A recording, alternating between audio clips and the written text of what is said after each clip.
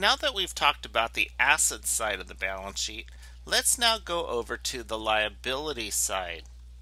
Remember, when we use the term current, we're saying that a current liability is an obligation that the company must satisfy in 1 year or an operating cycle, whichever is longer. Typically, you'll see the term payable at the end of a term saying that it is a liability. But don't get mixed up, because there are other current liabilities, such as unearned revenues, that will show up as a current liability even though it doesn't have the word payable after it. The first one is a notes payable, and you may remember from prior videos that a notes receivable was when a customer owed you money and they signed a promissory note. A notes payable is the other side of the transaction, where now you have an obligation to repay a liability, and if it's current, it's due within a year or an operating cycle. Just like in a notes receivable, there's a written promissory note with a promise to pay interest at the end of the maturity of the note. So here's an example. First National Bank agrees to lend $100,000 to Cole Williams if they sign a $100,000 promissory note at 12% annual interest for 4 months. The note would mature on January 1st. So, when this transaction occurs and Cole Williams receives the loan, they would have to do a journal entry on September 1st to recognize the cash received and that there's a liability that they have to repay that loan. So we would debit cash for $100,000, credit notes payable for $100,000. At the end of the calendar year, December 31st, the note has not matured yet because the note is not due until the following day on January 1st. However, our concern is that we recognize the interest expense in the correct period. If December 31st is the end of our year, we need to make an adjusting journal entry to recognize the interest expense and that we owe the interest at the end of the fiscal year. So, we would have to calculate how much interest is due at December 31st.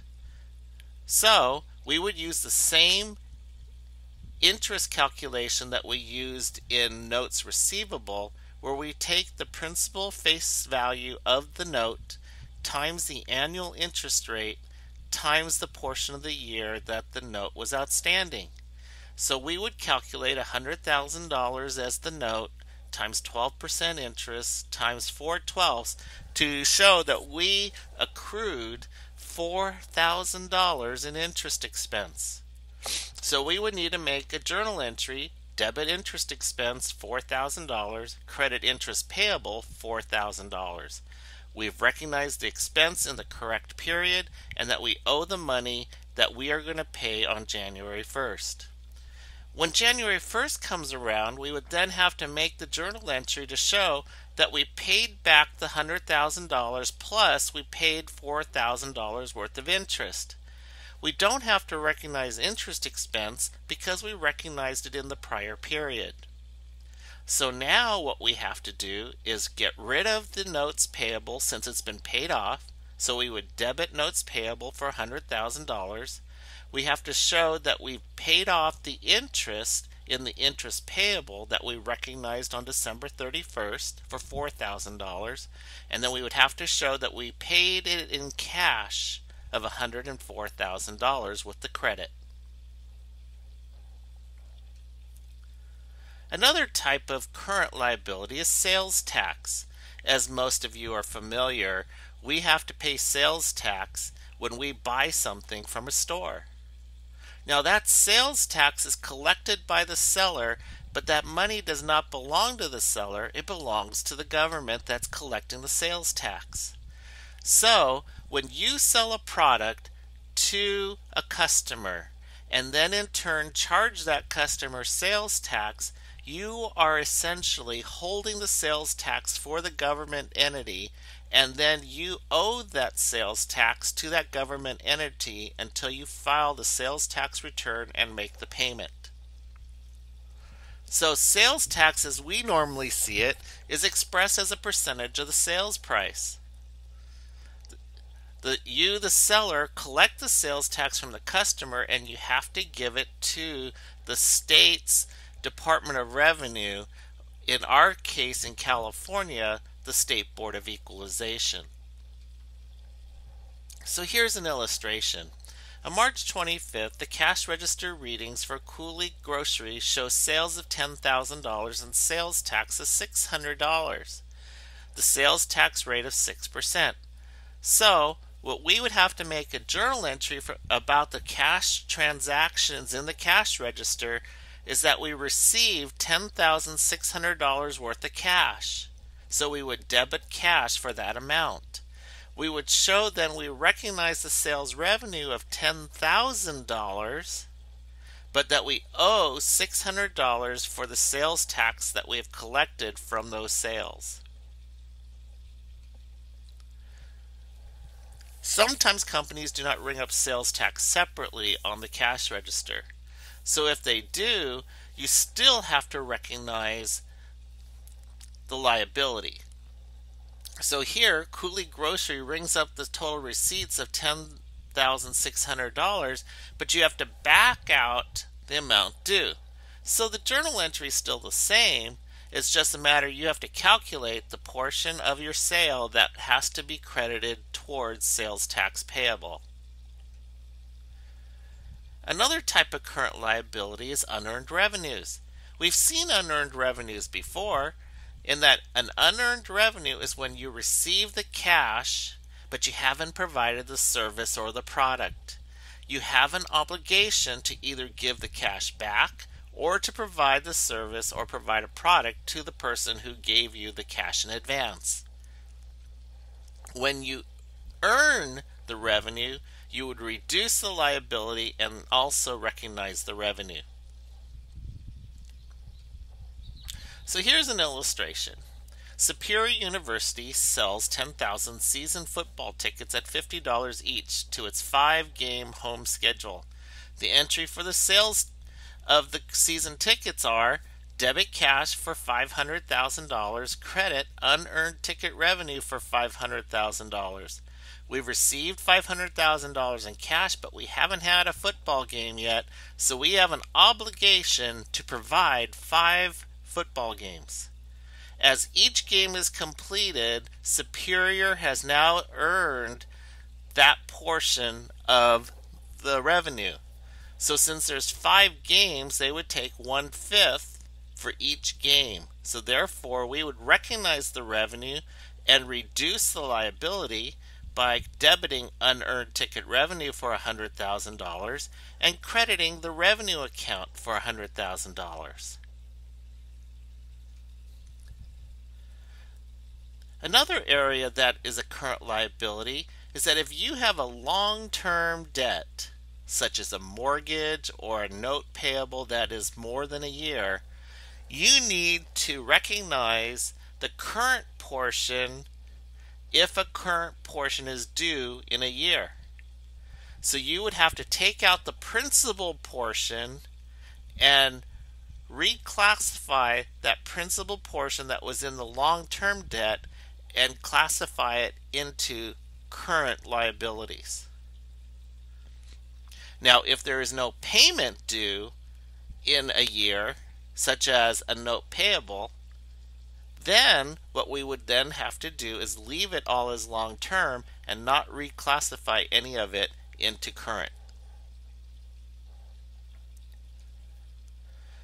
Payroll and payroll taxes is another current liability. When your employees work for you, you owe them their salaries and wages. So therefore, you need to recognize that a payroll expense has been incurred when you get a service from your employees.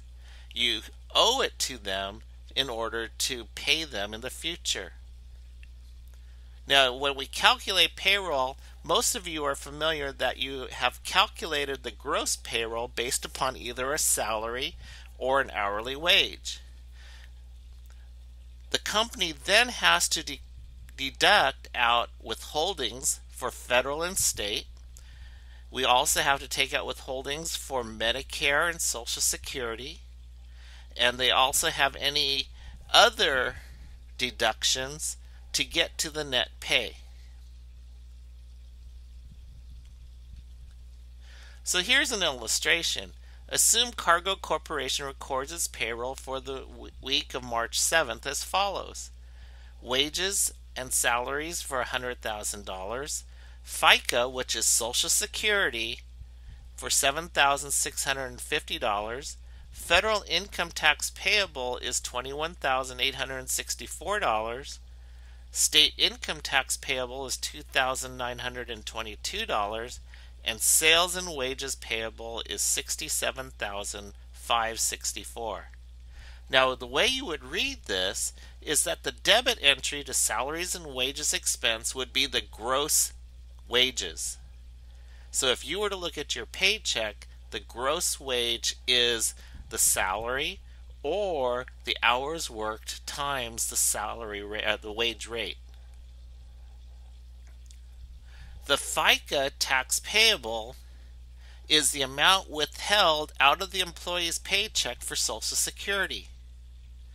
The federal income tax payable is the amounts withheld out of the employee's paycheck to pay his federal income tax. The state income tax payable is the monies taken out of the paycheck for the state income tax.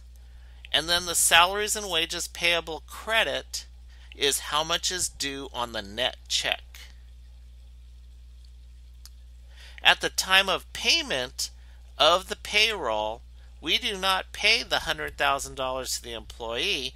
We pay the $67,564 liability to the employee with cash because we will pay the government the FICA, the federal income tax, and the state income tax in another payment specifically for the payroll taxes.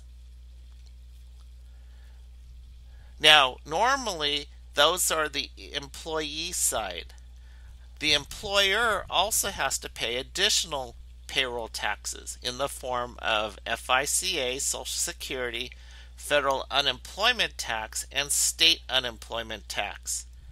So, if you're an employer, you first are withholding monies out of your employees' checks to pay payroll taxes, but you are also being assessed taxes for having employees based upon the percentages for employees.